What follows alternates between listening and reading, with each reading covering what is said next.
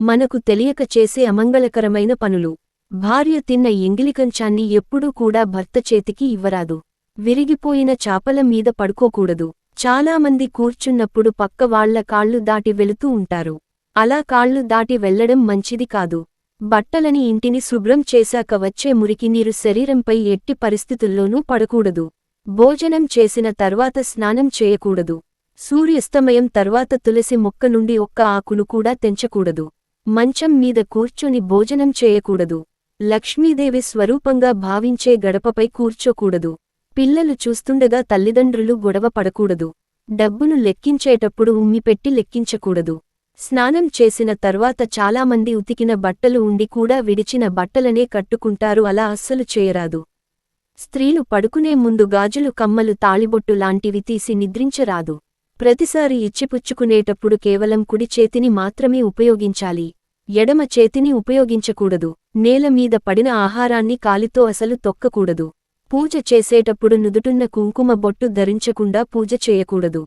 చీకటి పడిన తర్వాత ఇంట్లో లైట్ వేసిన తర్వాత ఇల్లు ఊడవడం మంచిది కాదు. రోలు, రోకలి, బండలు, పాత్రలు కడగకుండా అశుభ్రంగా ఉంచుతారని అలా ఉంచడం వల్ల కూడా నష్టం జరుగుతుందని పండితులు చెబుతున్నారు.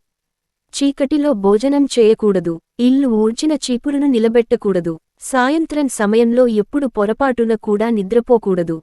భార్య భర్తలు సాయంత్రం సమయంలో సంసారం చేయకూడదు. మహిళలు మంగళ సూత్రాలకు దేవుడు బొమ్మలు, సేఫ్టీ పిన్నిసులు తగిలించకూడదు. పాడైపోయిన చెప్పులను ఇంట్లో ఉంచకూడదు. పగిలిన అద్దాన్ని కూడా ఇంట్లో ఉంచకూడదు. భోజనం మధ్యలో లేచి వెళ్లరాదు. తల వెంట్రుకలు, గోర్లు ఇంటిలో వేయరాదు.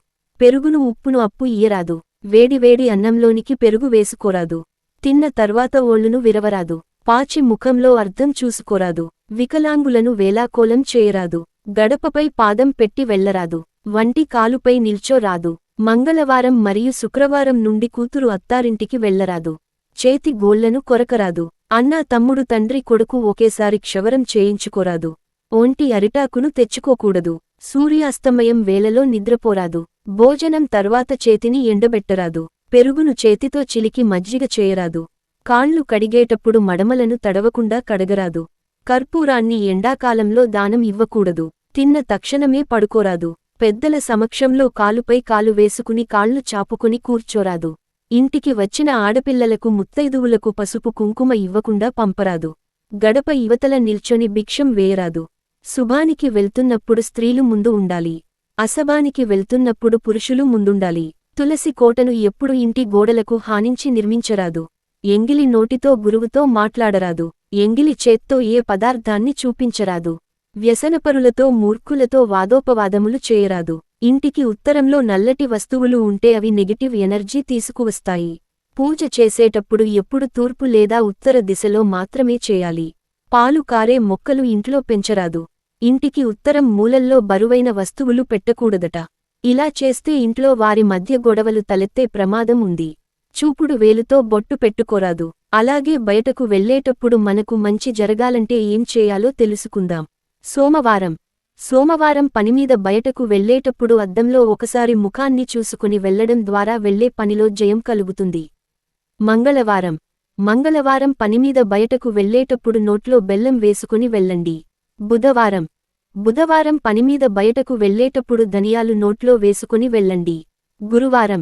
గురువారం పనిమీద బయటకు వెళ్లేటప్పుడు జీలకర్ర నోట్లో వేసుకుని నములుతూ వెళ్ళండి.